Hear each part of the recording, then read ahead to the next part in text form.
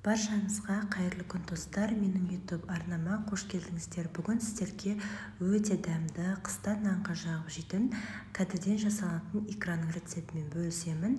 Сіздерге бұл ұнары сөзсіз, міндетті түрде жасап көріңіздер. Және де менің YouTube арнама тіркеліп, жанындағы қоңырауша белгісін белгілеп қойыңыздар.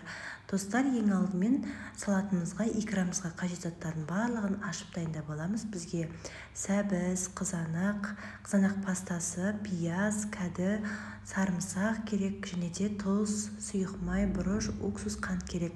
Төменге видеоның астына описанияға қанша мөлшерде керектігін барлығын жазып қалдырамын. Және де достар, қуырылып жатқан уақытта міндетті түрде банкілеріңізді стерилдеп алсаңыздар болады. Алдымен сәбізімізді осылай үккіштен өткіземіз. Одан соң пиязымызды дәл видеодағыдай төрт-бұрыш етіп турап аламыз. Пиязымызды турап болғаннан кейін сарымсағымызды да майдалап төрт-бұрыш етіп турап аламыз.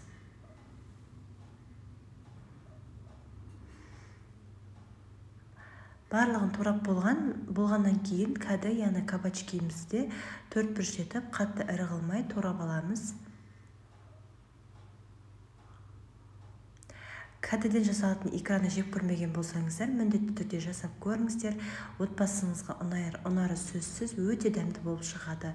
Енді сұйық майымызды қазанымызға құйып, қыздырып алғаннан кейін пиязымыз бен сәбізімізді 10 минуттай қуырып аламыз. Одан соң сарымсағымызды қосып, тағы 5-6 минуттай қуырамыз.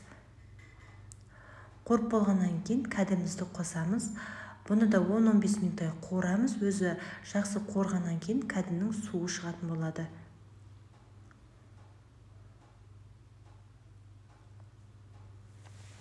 Мінекей суы шықты, көріп отырсыздар. Енді тұз, бұрыш, қант қосамыз, және де барлығын қосып араластырамыз. Одан соң томат пастасын қосамыз. Томат пастасын қосып араластырамыз. Көріп отқандарыңызда мінекей икраның, кәдінің енді суы шығып жатыр. Жақсы қуырылғаннан кейін араластырамыз. Араластырып болғаннан кейін уксус қосамыз. Банкілеріңіз атылып қалмас үшін. Уксус қосқаннан кейін тағы да араластырамыз. 10-15 минуттай қуырамыз да газымыздан алып, осылай бірінші езіп аламыз жақсылап. Блендердің көмегімен жақсылап тұрып еземіз.